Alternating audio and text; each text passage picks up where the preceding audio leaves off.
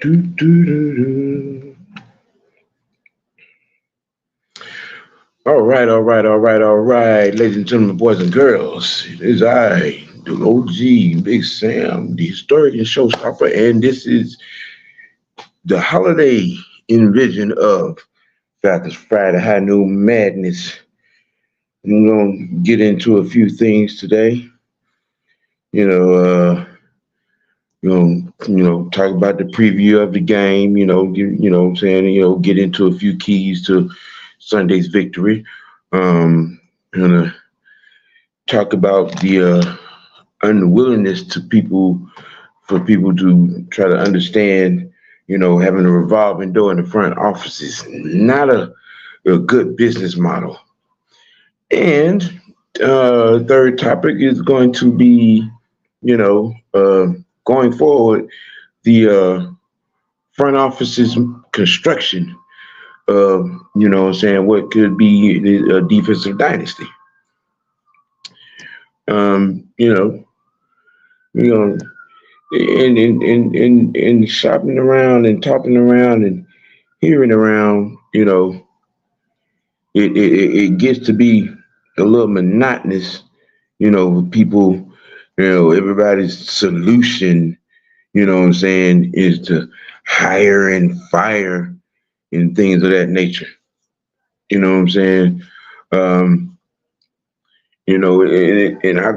people have heard me say it many a times, hey, a revolving door at the coaching spot every 2, 3 years has never been a successful, trend. You have the talking heads, you know, and content creators uh, pushing a replacement narrative. You know, got us in the top 5 best looking jobs, what I'm saying, for a new coach next year. Uh, and his fan base is, you know, following suit. No. And if you know anything about the goings ons of this here franchise, the Atlanta Falcons, you know how Arthur Blank speaks. Mr. Schultz of the AJC, I believe it is that he works for, um, you know, put out a couple of months, about a month or so ago, saying that Arthur Smith would be here in 2024. You know, this thing of, because is what people fail to get around to, and you know, big picture wise, not getting it right in understanding. Okay.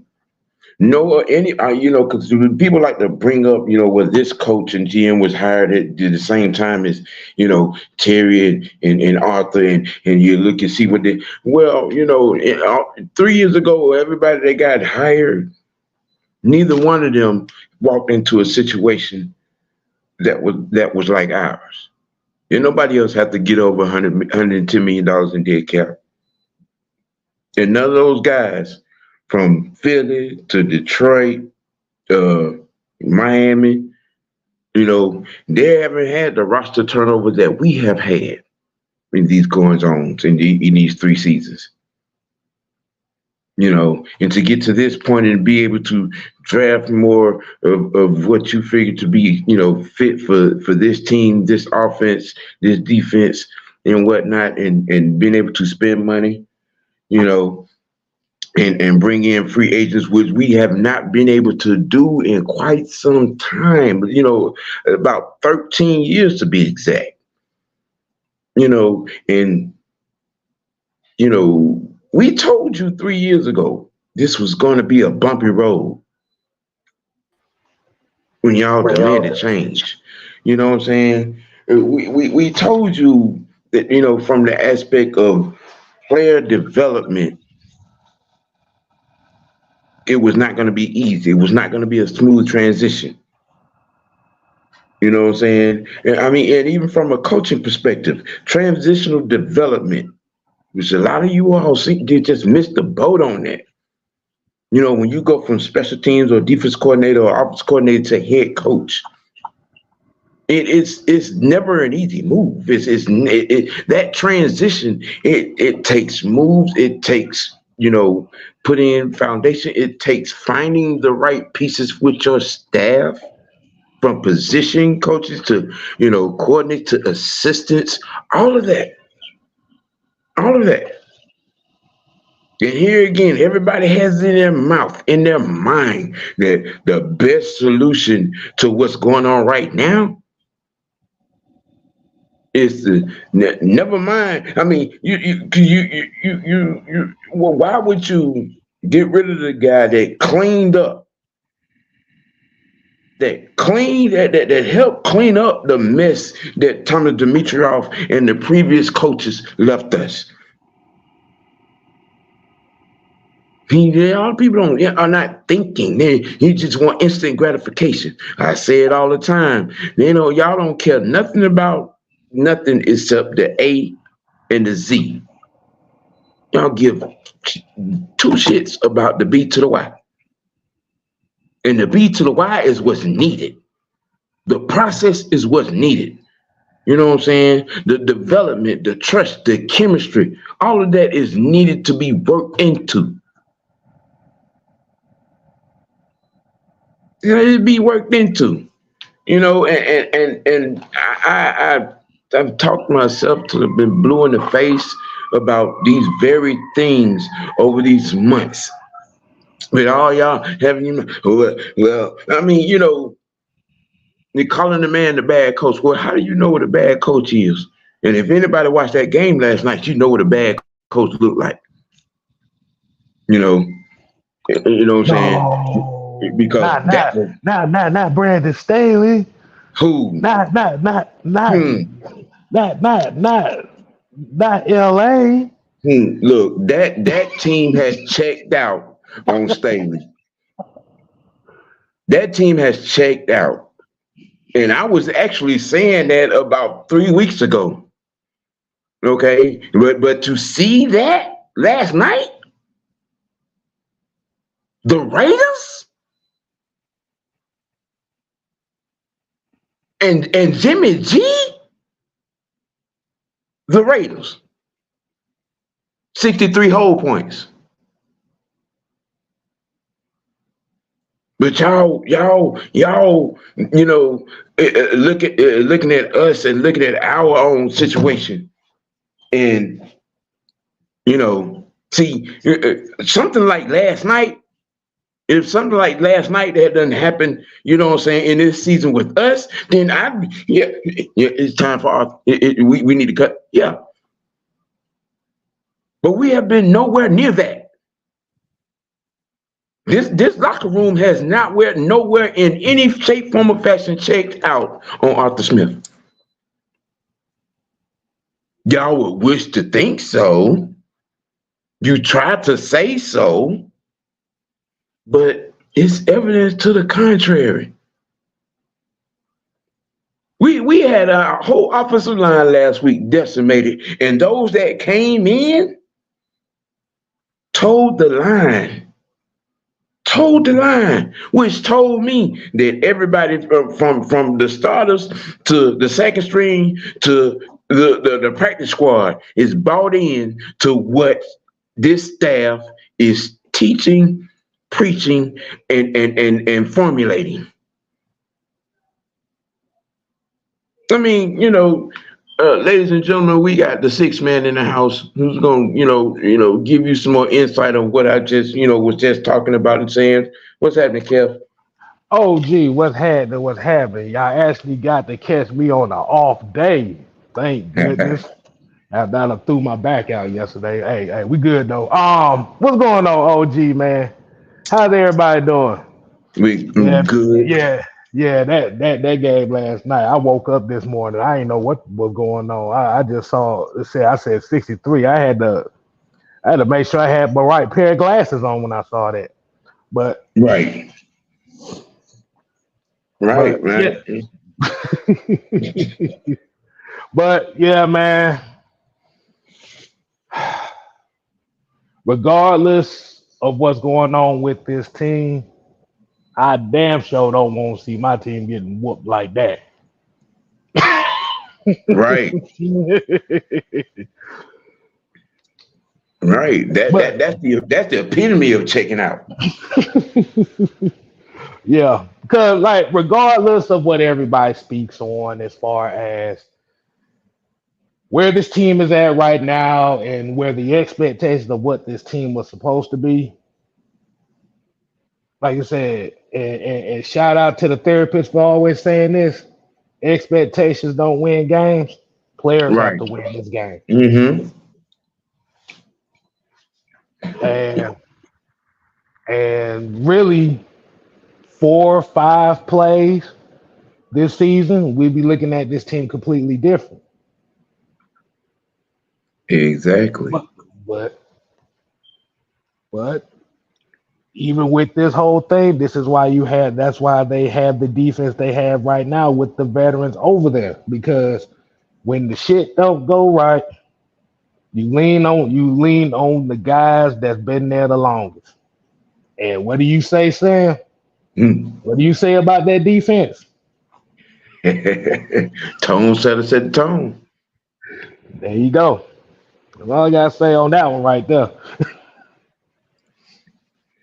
I mean, I'm gonna ask you a question. Do Yes, do sir. do fans know or understand transitional development?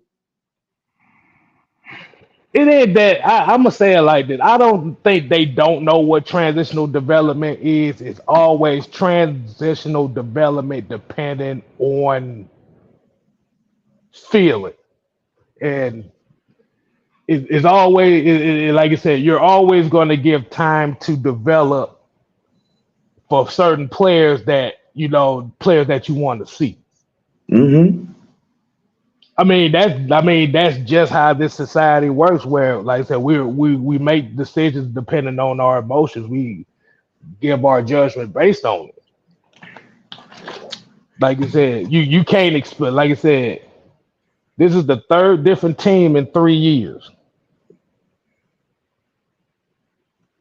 Because even if 2021, even if you had that offense in 2021, the first year, if you had this defense this year, you could be talking completely different thing.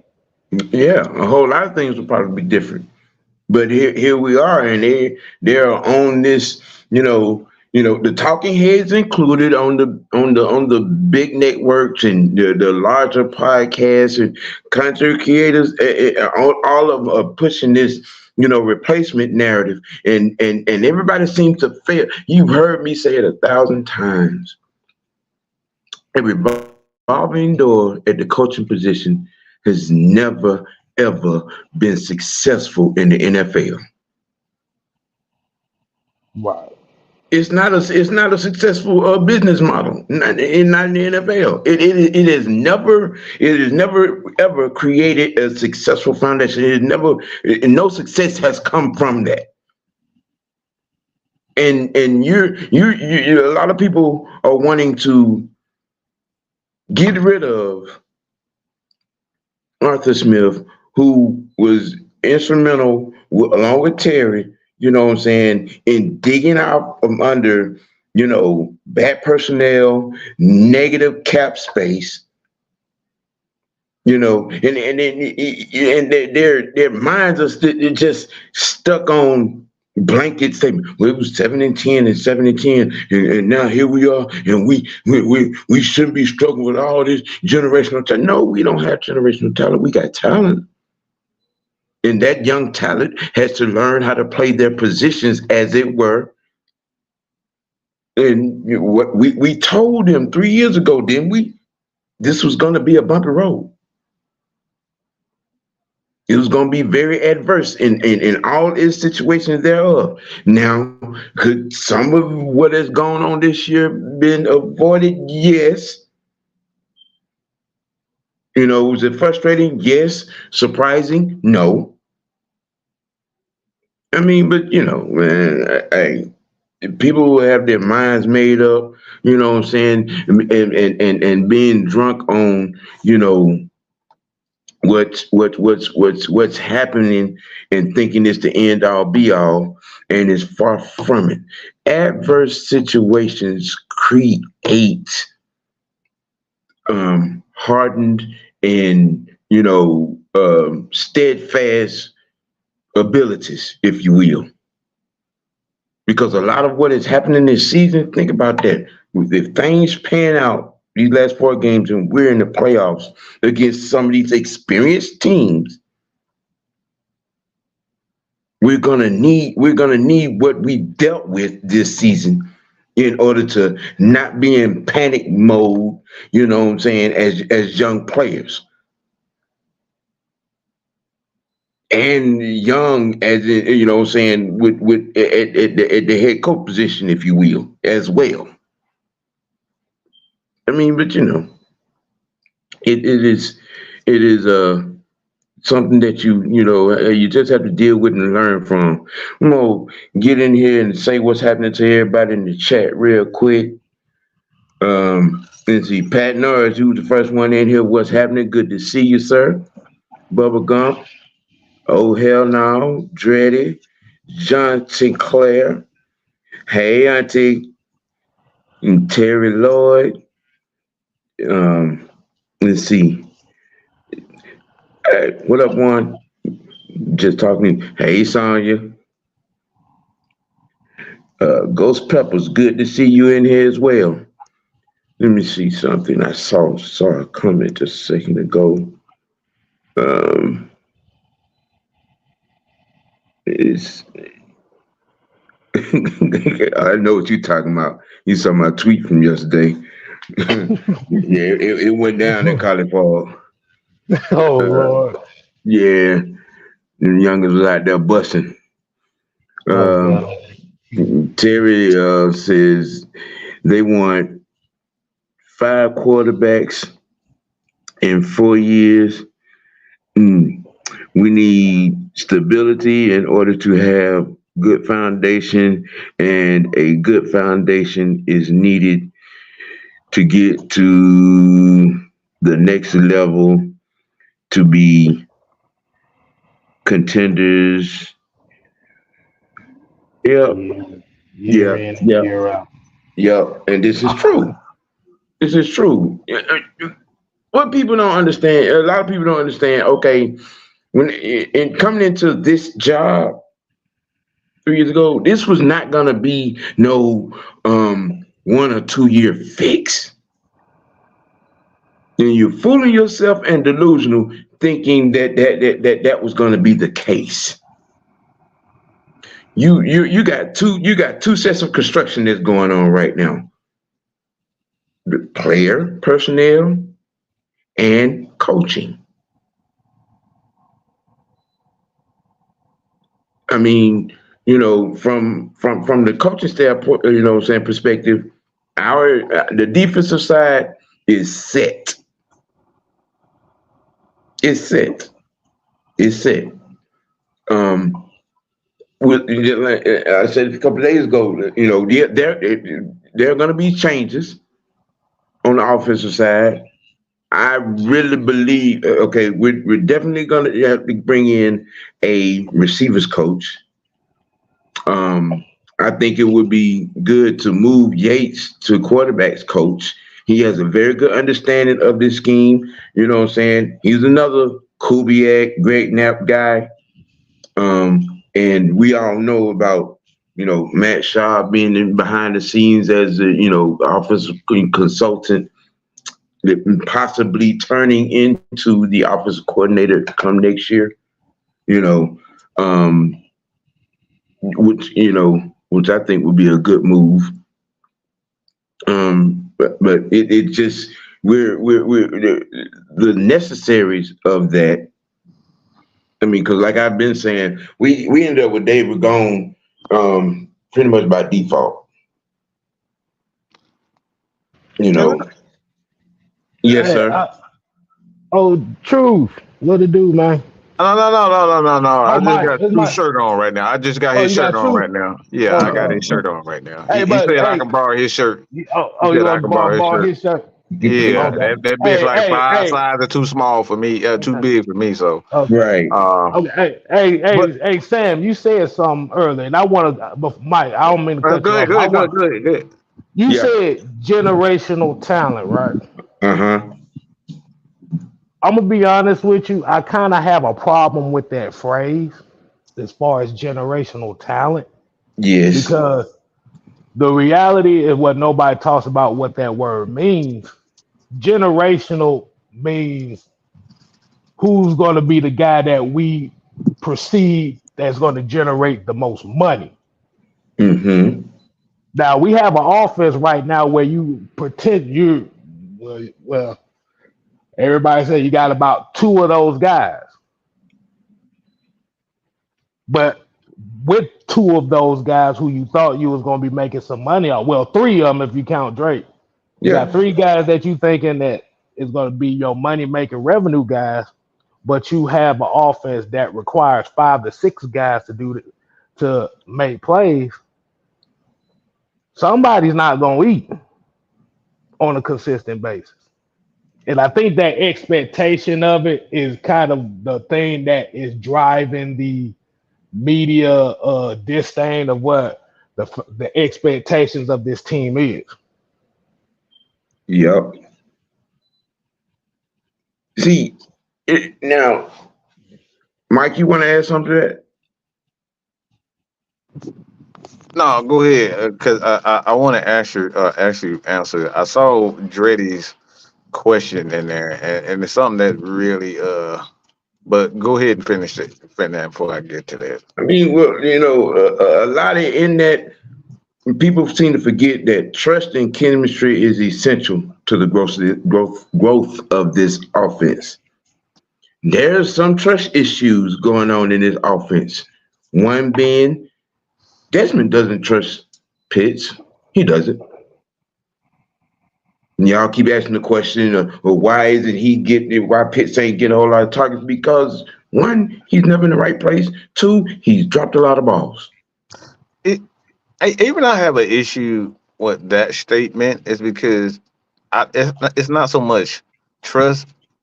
It's just not a lot of chemistry there. Like, and that too. And that takes time. That's the thing. A lot of people and see this is why I want to tie that statement into and appreciate for bridging that, because that's exactly where I want to go. Because the thing is people have no idea what they want to begin with, and then they want to get rid of guys when you don't have a clue what you want. All right. So you ask us, where do y'all stand with Arthur Smith? Okay, so this is the first thing. When it comes down to football, you got to understand football. All right, you got to understand football and a style of football that's what the Atlanta Falcons they run. It's a run first, a balanced offense. So they're not going to be like a Cincinnati Bengals team. They're going to heavily practice their passing routes, passing plays, pass protection, those types of things. They don't spend a lot of time on pass protection like that. They spend a lot of time on balance, play action, running. Like if you ever been to their practice, the Falcons spend a lot of times on balance. They don't spend a lot of time on passing drills and all that type of stuff. Y'all think that? Like if you've actually been to one of these guys, if you've ever been to that, they spend a lot of time on running the ball and balance. That's what they spend time on. All right. And then two, obviously you figure out what they spend a lot of time on, what this offense is. Like if that's your identity, if my identity is to run the damn ball, why would I spend a lot of time trying to throw the ball? That makes no fucking sense. All right. That's no sense whatsoever. So two, it's the expectations. It's your expectations of what this Falcon team, because they got said players. They have Kyle Pitts, they have Drake London, but if you know anything about Drake London is a complete wide receiver. He's not an AB. He's a complete wide receiver. Same thing for this is the same thing for Kyle Pitts. Now he's improved his blocking, but the reason why he hasn't reached his full potential is because of what happened in Florida. Florida didn't teach this. Sam say this shit all the time. Florida didn't teach him nothing. They said Negro run fast. That's what they did at Florida. This is why schools like Alabama and Georgia are the elite, Michigan, elite of the elite, because they actually teach guys the full game. And then third one, when it comes down to Arthur Smith, it's like What is the expectations? Everybody is saying that needs to be fired based on the expectations that you have for this team. Right. Just because you think Kyle Pitts is a wide receiver doesn't mean he's necessarily a wide receiver. He's not. His position changed for a reason. He's not a great route runner. Okay. Now we're seeing all these guys finally bring it together when it comes down to the progression. And my question to y'all is, if we fire Arthur Smith, what's next? Everybody just want him gone and say, oh, it's not going to work. But what's your plan? You can't just say, all right, I want a new house. You got to figure out, all right, how many people you got in your house? How many people going to be staying with your ass for full time? You know what I'm saying? How many bedrooms you want? What it gonna look like? The area? How much you can afford? Like, you gotta have a whole plan. Motherfuckers just really want, just like, y'all just out here just saying, all right, I want Arthur gone. All right, so who's gonna be the general manager if the general manager takes offense to Arthur Blank firing this guy? All right, who's gonna be the offensive coordinator? Who's gonna be the quarterback coach if the quarterback coach takes offense to y'all trading Desmond Ridder or trading? Who's going to be the starting wide receiver if Drake London takes offense to Desmond Ridder being traded? Bro, who's going to take offense if Bijan Robinson takes offense to it? Y'all just want shit done and have no plan to it whatsoever. There's no plan and no logic behind what you guys are saying. You just ask a question. We just want people going and have no plan. This is not how the NFL works in any capacity. You look at Green Bay right now. I know I'm a little bit long, but this Green Bay is a perfect example of that. They had a plan with Jordan Love. Aaron Rodgers knew it.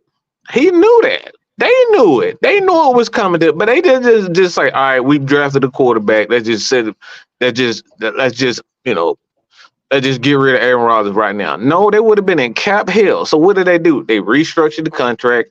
They got it right. All right, and they agreed together. It's like, all right, our time is coming together.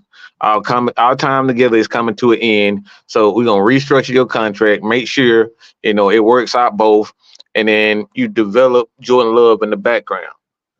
And look what has happened to them. They still got a good defense. They were continuously building on their defense. They drafted a quarterback, and then they turned around and traded Aaron Rodgers. You know what I'm saying? It was a plan. Same thing with even like if you look at Philadelphia did the exact same thing. They didn't just say, all right, Carson Wentz, get the fuck up out of here. No, it was a gradual process. They drafted Jalen Hurts.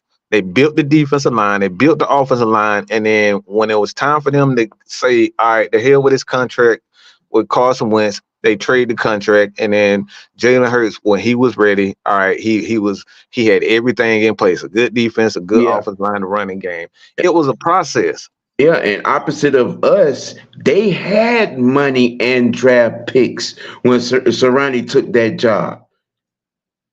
They had money and draft picks to do what they did. It was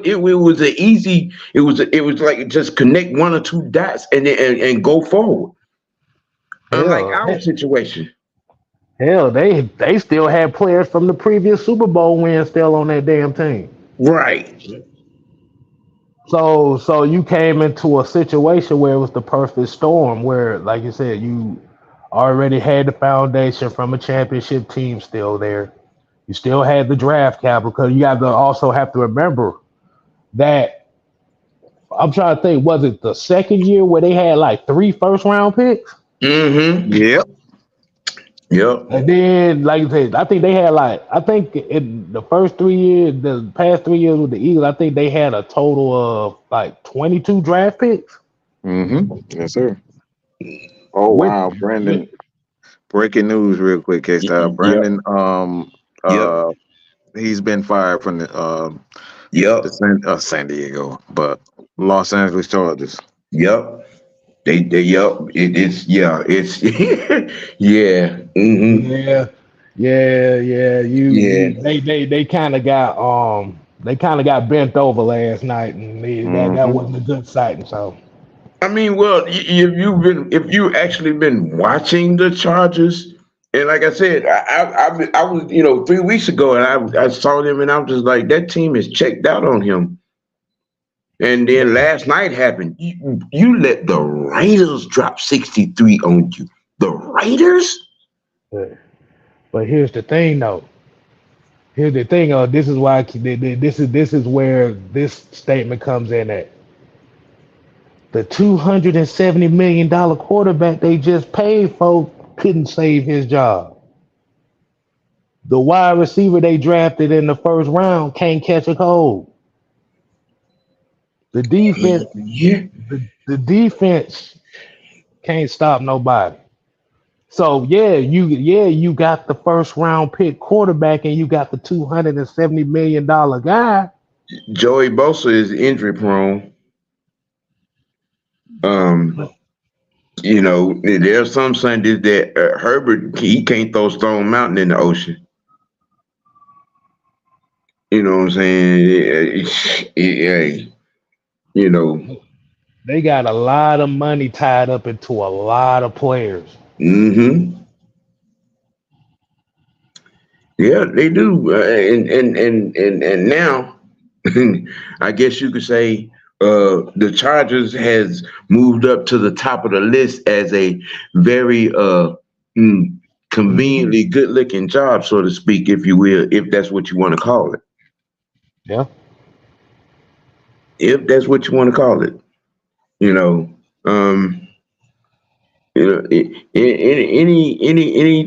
else you might want to add to the referendum of, firing Arthur Smith it won't help nothing. Man, I'm gonna say it like I say this, Mike. He said, so where do we stand on Arthur Smith? The very same as we've been since the beginning of the season. Like you said, it's nothing wrong with the expectation too, but also the players still have to execute on the field as well. Like you said, Yeah. like you said, he's still on my shit list for certain aspects of it, but. Really, these 4 games are going to really determine. These last 4 games are really going to determine how a lot of people are going to feel about them, and how they're going to really feel about this team. Because right now, everybody's damn emotional about it. Yeah. Everybody's emotional. Everybody, what it is, like you said, everybody's expectation that they've had for this upcoming season hasn't been met. So everybody's still mad about that in itself.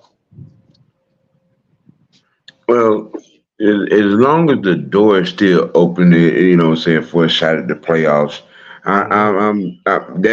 I'm not pushing no panic button, jumping off no cliff about it.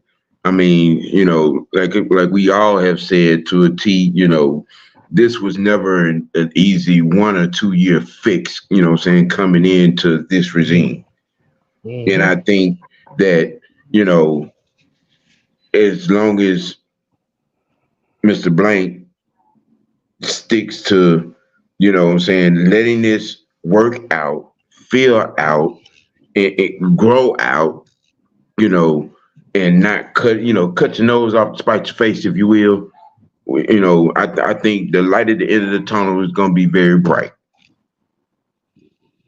Yeah. Mike, you wanted to add anything? Yeah, like I said, man, it just comes down to how the players respond. And I always say, if a coach is showing signs that he's willing to make sacrifices as far as his own ego is concerned, like I don't have a problem with it. Thing is, everything is a process, man, and we live in a society right now that everybody wants it fast. They don't want to get up and go to to McDonald's. They want to spend the extra $20 to sit on their ass and get to McDonald's. So that's just the fucking truth. Like, we don't want to jog. We want to think about jogging. You know what I'm saying? We don't want to think about actually doing the push-ups. We want to look at somebody else do the push-ups and say, one day I'm gonna do push-ups too.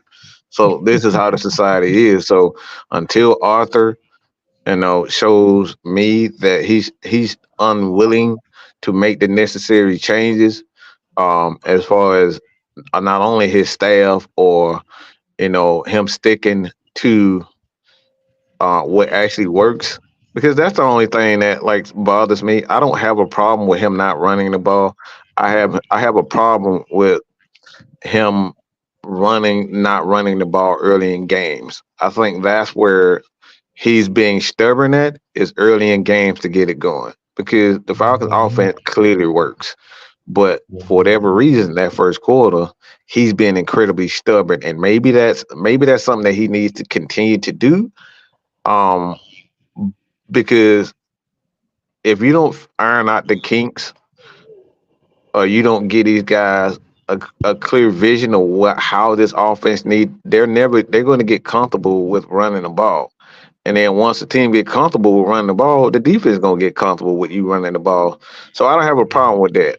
My thing is just do whatever you have to do to make sure that the offense get going early. If it's the run game, it's the run game. If it's the pass game, it's the pass game. Whatever you need to do to get that offense going, it's fine. So if he keep doing the same shit every game, throwing that same, that same play, because everybody keep forgetting that play worked. Everybody's saying it like it was a stupid play call. It wasn't stupid in the first. It wasn't stupid in the on the first drive. He was doing the exact same thing. But I'm gonna say this: it wasn't even Arthur's bad play call that fucked up that drive. It was Desmond Ritter missing a wide open Bijan Robinson. He threw the ball entirely too hard. So this is why I say it's a number of things that on that drive. We can talk about Drake London dropping a wide open that would have gotten them in scoring position, and we would never be talking about Young Wei Koo and all these guys. We're not talking about Drake, Desmond Ritter, or Arthur Smith.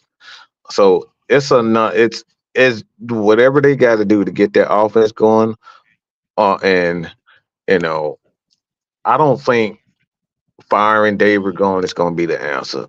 I think firing coaches is just it's setting a bad precedent. But what they need to do is add to the coaching staff. Don't fire guys, just keep adding to it. Give Dave Ragone some help. Like if he don't really know much about quarterback play, bring in a quarterback that knows a little bit more in a particular area than he do. Firing guys is not always the answer. Adding to it is the answer. Yeah, you're right about that. Well, we're gonna move on to the next topic, if you will. Something that it's come. We're gonna stay in the front office with it. Because I was thinking, with the work that they put in this past off season and how things have progressed with the defense and what we've seen from the young guys. I think, kind of want to look at some keys to, constructing a defensive dynasty here in the ATL. Because I really think that we're well on our way to that.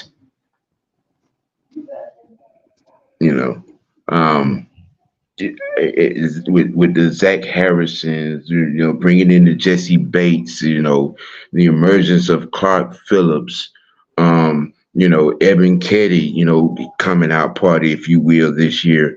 You know what I'm saying? And bringing in more young talent with Street and the emergence of Landon, even though he got hurt, Troy getting hurt, but they were all gonna be back next year. And what do you? And I want to get some answers from the chat as well as you guys. Where do you think the focus,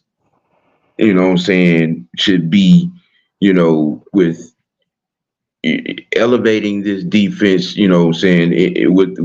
the build, with the construction of it, and what would be a good continuation as far as bringing in more talent or bringing in more pieces? You want to go and kick this off, Mike? Keys to construction. Just stick to your plan, man. All right, whatever your identity is, you just keep. And they've already stated that they're gonna continuously build in the trenches. So, for me, man, just stick to the identity. We do too much playing around. We start looking at these little prissy ass skill players and trying to get a quarterback every fucking year, like the Carolina. Y'all see what they did for Carolina? Done absolutely nothing. They're like $300 million in the hole trying to look for a damn the next great thing at quarterback. Sometimes you just gotta, you know find a Desmond Ritter and just be happy with that and build a great defense around him, build a great running game around him, build a great offensive line around him. Like sometimes the answer ain't finding God and some and some cleats. Everybody trying to find God in cleats when a lot of times all you need is a team of goddamn thugs. You know what I'm saying? Let me say it again. Mhm. Sometimes the answer ain't trying to find. Let me word that a little bit better. Sometimes the answer is not trying to find a LeBron. Sometimes the answer ain't trying to find the next Michael Jordan or Dominique Wilkins or Shaquille O'Neal. Sometimes you need a Chauncey Billups. Sometimes you need a Ben Wallace. Sometimes you need a Rasheed Wallace. Sometimes you need a Tayshaun Prince. You know what I'm saying? Right. A team of thugs. Sometimes that's the answer. And that's where we are. The Falcons, we've had superstar. We've had the greatest Falcon quarterback in my opinion, the greatest Atlanta Falcon there ever was, and that's Matt Ryan. We've had the greatest wide receiver I think Julio Jones is the most physically gifted wide receiver that we've ever stayed, and the most complete wide receiver that we've ever seen in the game. Just my opinion. All right. We've had the great Tony Gonzalez, the greatest tight end of all time. We've had one of the greatest, two greatest, Jill Riggs. We had Micah Turner. We had Jam. We've had some of the best skill players and the game has ever seen. But what we haven't had is a complete team. We still trying to get back to that 98 Falcon. We still trying to get that. So sometimes you just need to just stick with your plan, man. Oh man, you saying that about all the great skill players and stuff we had, man. Like, like that. Why they always say you cannot take these teams for granted. Like you said, even just going back to the 16 team, where we all thought that this was going to be a continuation of things going on. It don't. But if going back to the question that OG asked, like you said, I just focus on that defensive line, man. Like you said, you got a couple good years of Grady left. But you want to find that heir apparent to him. You may need to find like you said, just give DeMarco Hellams a chance if you feel like if Richie Grant keep messing up like that, give DeMarco Hellams a chance, Nick, and see what he got. Because when he's out there, he's making good plays. Caden Ellis has been one of the biggest additions to this defense. I know we talk about Jesse Bates, Yeah. but Caden Boy, you better Caden Ellis, preach. You better Yeah. preach. Caden Ellis has been one of the biggest additions to this defense. Because a lot of the stuff that he does is not going to show up on the stat sheet like a Jesse Mm-hmm. Bates. But as far as controlling the defense and getting those tackles for losses in the run game, um, like you said, it's brought an attitude to this defense as well. And it's unfortunate that Troy Anderson got hurt, but like you said, Nate Landman has been a great surprise. Clark Phillips, Yes. Yep. like you said, right now, the weak spot of this defense is Richie Grant right now, Mm. as we know, as everybody have seen. Ooh-wee. But I've been on his neck since week 2. I've been on his neck since that Saints game last year. Well, I've been on his neck since that damn Bengals game last year. Yeah, boy. Yeah. Yeah. Yeah, yeah. Mm-hmm. It just, I thought about this topic, you know what I'm saying, and just going back, and I was just, swimming back through some, some vids of, games, and looking at this defense, and I mean, I mean, one of the things that was not talked about in last week's game, and I mentioned it. I mean, okay, in this defensive staff, I trust. Y'all do realize. I said it the other day that the defensive staff devised a plan and did something to Mike Evans that no other defense has done this year. Held his ass to Held one that catch. man to one catch. Mm.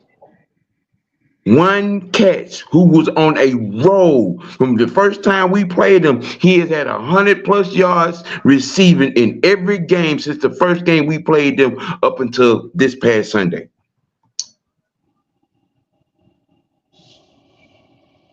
This is the capability of this unit.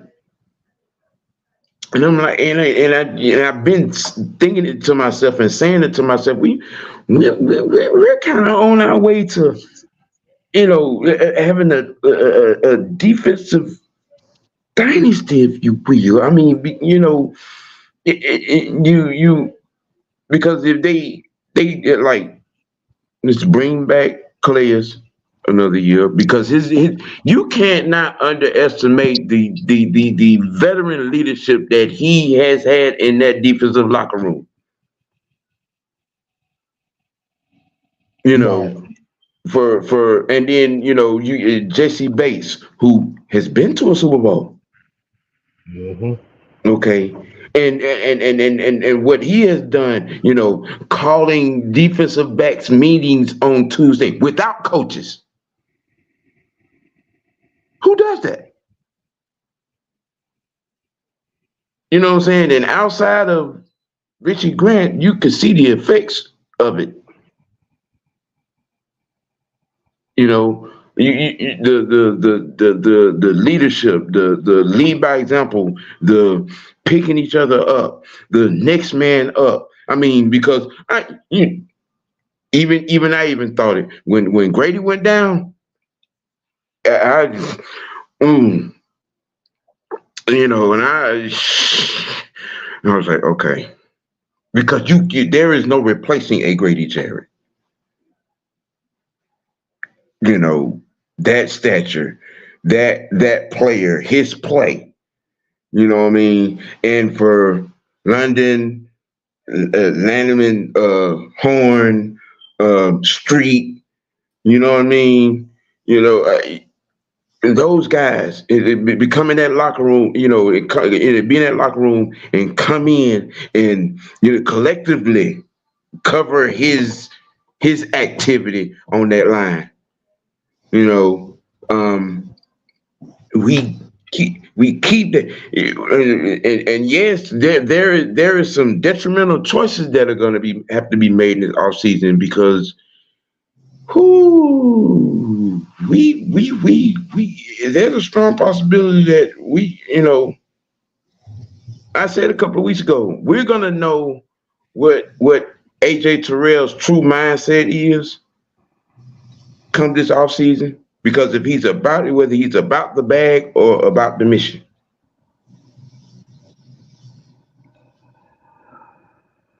I mean, And because what's good, man?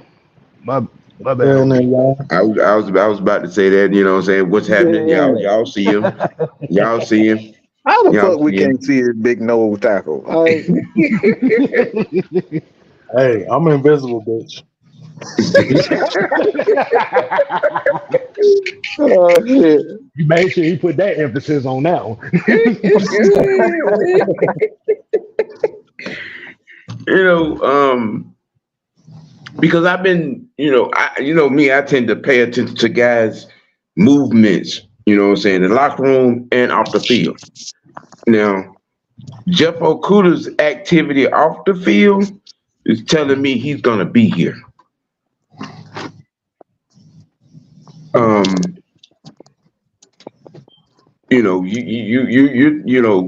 businesses, and things of that nature. Bud Dupree as well. You know, I think the camaraderie, the leadership, you know what I'm saying, the glue, because there's no denying to me, the identity of this team has been this tone setting defense. And I think we keep that and continue to build on that. I think it's going to be much easier for the development of the other units of this team. You know what I'm saying? And I know to some people it may seem to be blasphemous to mention anything dynasty when it comes to Atlanta. But I think we're on the highway, on the fast track to the construction of a defensive dynasty with what this team has done this year. You know what's funny, Sam? Calais Campbell said something similar. He said this defense is on the verge of something special, and this is why firing Arthur Smith is the worst thing this franchise could ever do right now. Yes. Because when you have something on the verge of being great, one thing you want to do, man, is you want to hold on to it as long as you possibly can, because you never know when you'll be able to get that. And that statement in itself can go so many ways as far as life is concerned. Because like that's what you want. Just look at, for example, you saying Philadelphia ain't regretting letting Reggie White leave? You say you don't think they're regretting that? I'm just saying, Reggie White is that when you talk about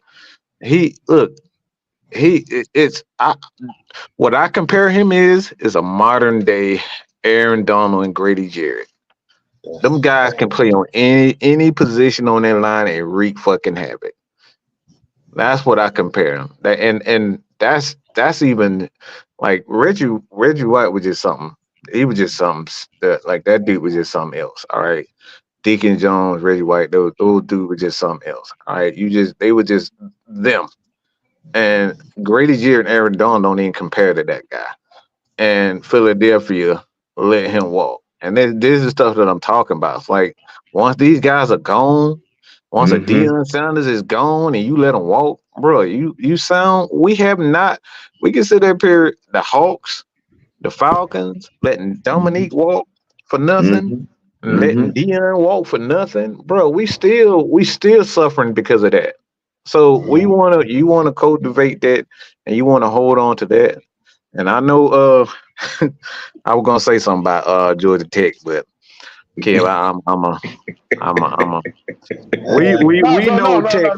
No, bro, people don't know. I support the hell out of Tech though. But that's what we mean. They didn't appreciate what Tech was, bro. Like Tech didn't appreciate Tech. And then they brought in, Paul Johnson, and it's like he gone. It's like, damn, we should have never did that shit. That Jeff Collins shit was, that Jeff Collins and Jeff Sims, y'all talking about head coach to quarterback combo that didn't work. Yeah. Right. Yeah, that's it. And if what we're talking about is the keys to the front office, constructing a defensive dynasty. Oh, Sam. Oh, yes. By the way, I got to get this. See, people don't. Let me tell y'all with the hierarchy, okay, with the Atlanta Falcons as far as this defense is concerned. Okay, people got it all messed up. Okay, let me tell y'all the truth behind this Falcons hierarchy. Okay, is this coming right here? Why you finna go there? Yes, it's that comment right, and not just him. Like it's a lot of people that believe that Ryan Nielsen is the architect of this defense. He's not the architect. Arthur Smith is the architect of this defense. He started on the defensive side of the ball. This is what people don't. This is why people have a problem with his play calling, because he calls plays to help the defense out. If you go back to what like Dean P said when he got here, he said, "I love Arthur Smith." This right here. This shit right here is documented, so you can go back and listen. When Dean P's first became when he first decided to come here, he said, "I'm coming here because Arthur Smith, he's one of the few offensive coaches that understand the mind of a defense." That was his statement. So Arthur Smith is the architect of this defense. And then for two, it's Jerry Gray. Jerry Gray and Terry Fontenot, those guys work together. Jerry Gray puts the game plan together, okay? It's not Ryan Nielsen. Let me say that again. Ryan Nielsen helps. He is the defensive line guy. All right. He's the defensive line. He coaches those guys up, but he's not the sole architect of putting that game plan together. It's Arthur Smith and Jerry Gray that put that defensive game plan together. So a lot of people don't know that, but Arthur Smith and Jerry Gray put the defensive game plan together. They sit down with Ryan Nielsen, and Ryan Nielsen on game day, he calls the call. But that's the hierarchy. People don't get that. It is Terry Fontenot that goes out and get the talent. He brings in some coaches that goes into the mindset of what they want to build. All right. And it is Arthur Smith, Jerry Gray that actually puts the game plan together. And then there's Ryan Nielsen who calls the plays doing that. That's the hierarchy. Okay. That is the hierarchy. So I want people to get up. I want people to know the truth about what this Falcons defense and how it's constructed, because they don't know. It is Arthur who put this together. If you go back and listen to what Calais Campbell said, he came here because he said himself, Arthur Smith, his offense is one of the most difficult offenses to understand. He recruited Calais Campbell. Okay. It wasn't Jerry Gray. It wasn't, because if you go back, he had already decided to come here before Ryan Nielsen was here. Right. Arthur's see this again, bro. We got to understand what the truth is, and it's so ass backwards, and we just want people to know the truth about the Falcons. I had to say that though. Yeah, see, this goes back to my previous statement in the previous topic about the hiring and firing of Arthur Smith. He was instrumental with Terry in clearing out the rhetoric, clearing out the garbage, and getting us through those first two seasons with very little personnel to work with. And then you get to the point where, okay, all right, we can reconstruct the plate, the template, and we can move forward. And you really think it makes sense to get rid of the guy at this point in the phase of the process in building this team just because you're unhappy with what's going on with the offense? You get rid of Arthur Smith, you know what happens? You lose your locker room. You lose your locker room. You don't think that wherever he goes, that those players that he brought here ain't gonna want to go with him? You really think it would be good for player morale? Okay, to fire a guy that the players in that locker room believe in, have bought into? And if that's what you think, you're not smarter than a fifth grader. Look. Let me say this. Do it. If we fire Arthur Smith, right, just like Sam just alluded to, the players that he brought in, even the players that didn't brought in, but still believe in his system that he got here, they gone. So that means with a new coaching staff coming in here, they're gonna bring their players in. And what's that gonna do? that's going to set us back 10 more years. So They were already in contracts before Ron Nelson. But he was deciding to come here. They had already been talking to Calais long before the free agency even hit. They was already like, y'all got just do your research, bro. Like he signed the contract because he was on a tour. But it was because he had a bunch of contracts at that time on offers. It was the Jets, it was the Falcons, and some other teams too. But he was deciding to come here long before. He was already in negotiation talks to come to here because of Arthur Smith. Yep. Well, there it seems like it's a pretty good consensus that I think most of us up here would probably agree that we're on the highway of good foundation as far as this defense is concerned and where we are with it. Right. Yep. And while we're at it, since we got 32 eyes on this here particular program, can we get 32 likes, if you will? Just saying, show me that love, and I'm continue to show it right back. You know what I'm saying? I'm just saying. Yeah, ladies, give me that honey love. Give me that honey. Nah, not like him though. I just want the honey love, but not like him.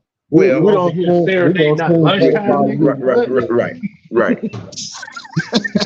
That go over your head. I don't want to explain that, but you kind of get it. Y'all. It'll catch up soon.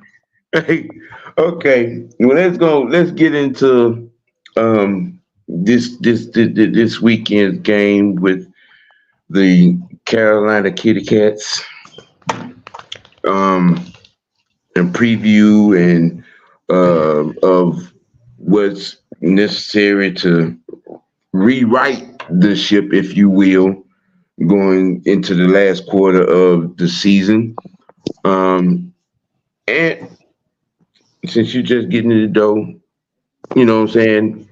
What you think? What's going to be the stamp or the knockout blow for us to get this dub? Well, I alluded to it last night, and I'm gonna say it again. CP getting more involved in this offense is going to be the deciding factor for this game, as well as our run defense. Maybe possibly with Anyamata coming back, but that's going to be the deciding factor. We have to. It's very simple. We have to, run the ball effectively and stop the run. Because we know once they get inside, if they get inside the red zone, it's just about that's not going to happen. They've been consistent in doing that all year, so I'm not worried about that. Okay. Kev. Yo. My expectations for this game. Yeah. I'm kind of gonna piggy off on what Ant just said, but I'm gonna just put it in simple terms. Stand on business. Oh my God. Which means if you find a chink in the armor, you gotta keep pouncing on the weakness.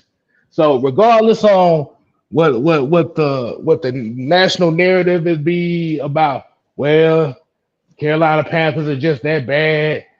Y'all beating them don't mean nothing. That's bullshit. Damn that. You stand on business and you beat them. Win the turnover battle, we'll be fine. But that's my thing. Stand on business.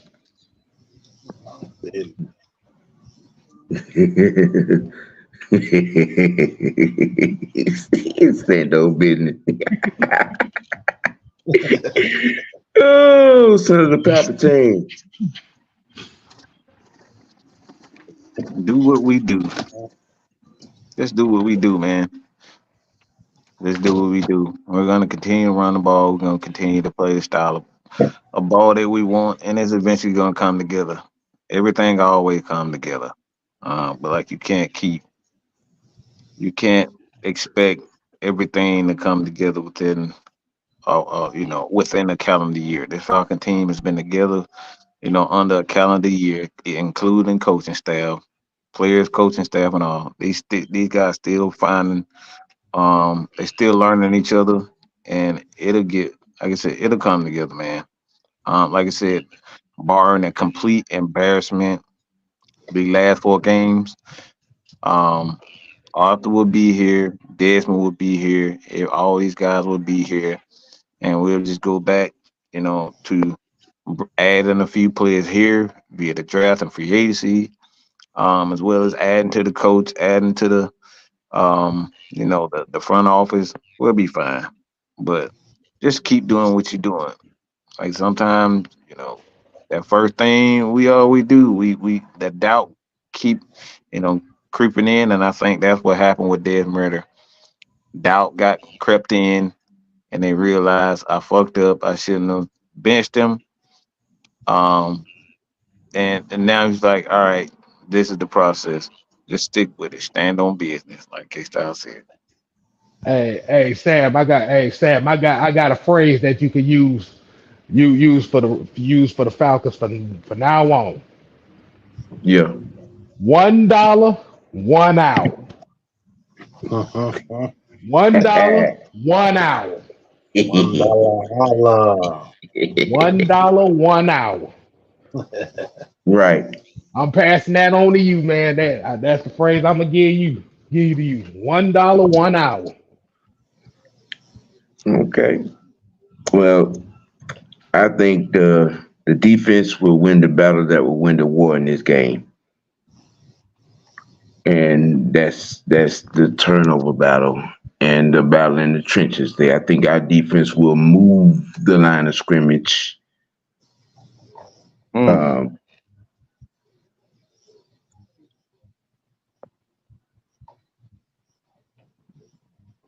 that is true, Bubba. That is true. You've been stating it. Um, The players yeah. have to still execute at the end of the Um, day. I'm in agreement with what Mike said a little earlier with Arthur in regards to our run game. Um, from the get go, this need to be a whole lot of Tyler Algier and Cordell Patterson to start out. It does. Carolina is, what I'm saying, on a standard 8 count, eyes swollen, jaw broke, bruised ribs. We need to go on and put them out of their damn misery off the bat, off the rip. You know what I'm saying? With this run game, because I think Burns has checked out in Carolina. I've been keeping an eye on that. I think that kid he's checked out.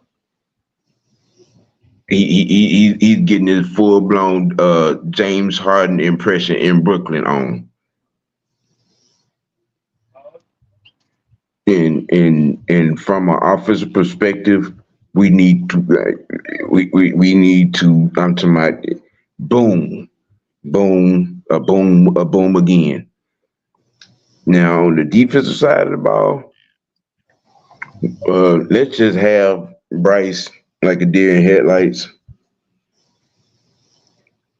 and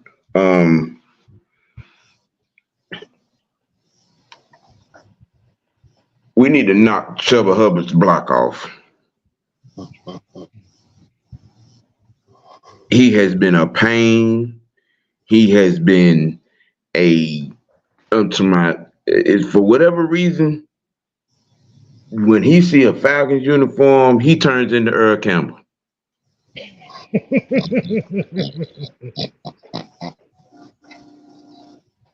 And we need to make this is just like what we did to Mike Evans last week. There needs to be something in design. Okay, if it even looks like he finna get the ball, hit him.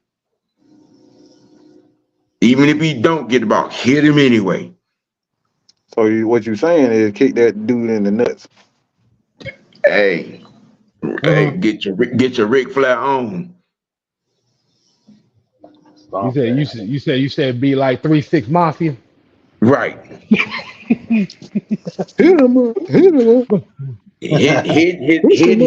Because for whatever reason, that dude, man, he turns into Earl Campbell when he sees a Falcon uniform, man. I just did. I mean, it's like he swole up another 30 pounds and has about another second or two to his speed. And I'm just like, what in the hell?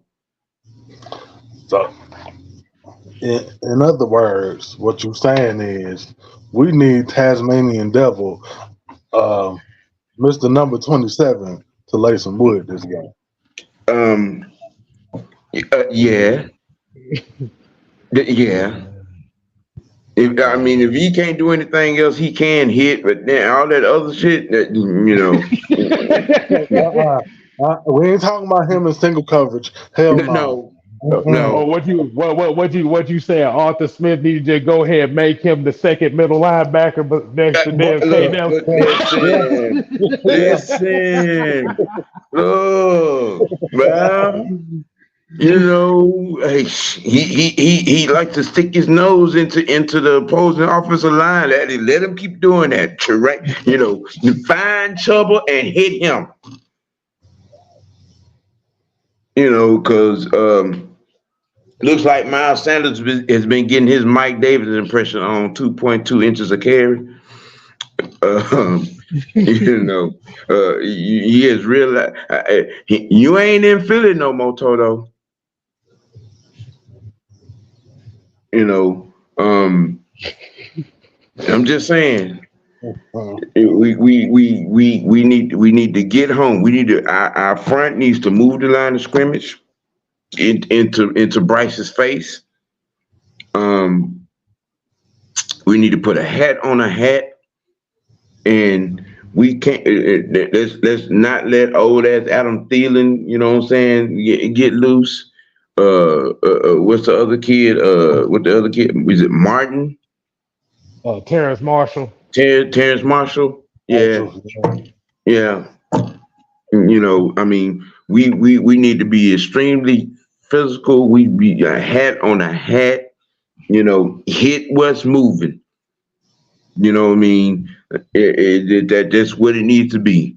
We did this game needs to be over in the first 20 minutes of its start. We need to break their spirit first quarter. That's what it needs to be. We need to break their spirit. Don't even make it even feel like that you might have a chance. No. Yeah, because it looks like the only thing that they've been able to do is run the ball. Trouble. You know what I'm saying? But that god awful, for the most part of the year, offensive line, we need to make them look as such. We need to do to them what we did to the Jets defensively. Have Bryce out there throwing the ball into open patches of grass where ain't nobody standing. I'm just saying. Lollipops all around. Everybody get one. I'm just saying. That's what it needs to be. It's just just to summarize it up, summarize it all up. Hiring and firing every 2-3 years is not a good NFL business model. One. Defensively, we're on the right road, you know what I'm saying, and keeping everything good and going. From a big picture standpoint, which a lot of people don't seem to be able to look at this team as, there is no reason to panic. There is no reason to jump off a cliff. Remember now, as on the whole, as a fan base, y'all demanded change. These adverse situations that we've gone through this year, deal with it, digest it, understand it, learn from it. Because we told you, and a lot of times y'all don't like to listen to us when we tell you things. Y'all gonna learn to listen to the conglomerate when we try to tell you something. Instead of out here listening to the talking heads and the pickle-minded, I'm gonna give my opinion, as a content creator, buffoonery that's going on out here, instead of listening to the facts, the stats, and the truth that we give you. And I know sometimes it don't taste good, it don't feel good. Most time the truth don't. The only time it feels good if she got a thong on that she's throwing to you. Make me feel good. But we're not in the business to make you feel good. We're in the business to help you learn. I am. I ain't in the business of teaching nobody Come on, nothing. make me feel good. I mean, because some of y'all get out here with your thong tied in a Boy Scout knot, and running in your skippies and breaking your stiletto heels instead of being realistic. You got to be real. You know what I'm saying? And it's okay to get a little dirty, but you got to be real. You know what I'm saying? And act out here showing that you're not smarter than the fifth grader always ends up in a situation where, you be mad, and after the show go off and you be cussing us out because, you mad because the truth and pimp slapped you into the right dress. Now, with that being said, ladies and gentlemen, it's been real. And I appreciate, the sixth man joining me. Senator Palpatine finally decided to grace his presence after I invited him 2 weeks ago. I know he cussed me out for not coming on, so I was just like, let me get it over with. So I can have a peaceful day. I already owe him a bill, so. Yes.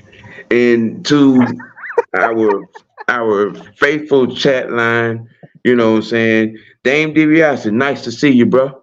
You know what I'm saying? Southside, what's happening? Nice to see you too.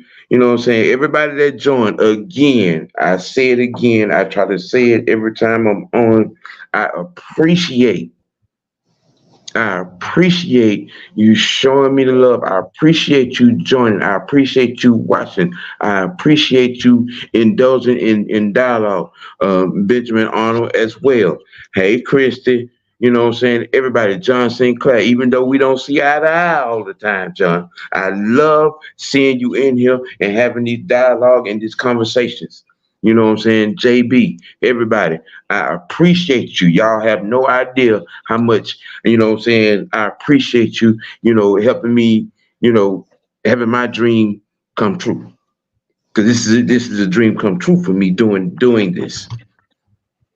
And being able to inform you as well as entertain you. With that being said, all 29 eyes, y'all please like, share, follow, friend, subscribe to OGN TV. I need 80 more to get to 200, y'all. That's my goal. 80 more to get to 200. Show me that love, and I show it right back with this good content and dialogue, people. You know what I'm saying? And with that being said, y'all keep it real for the sixth man, for Senator Palpatine, you know what I'm saying? Our resident old lineman, you know, masquerading as a defensive tackle. Anthony Big Ant, you know what I'm saying? You keep it real.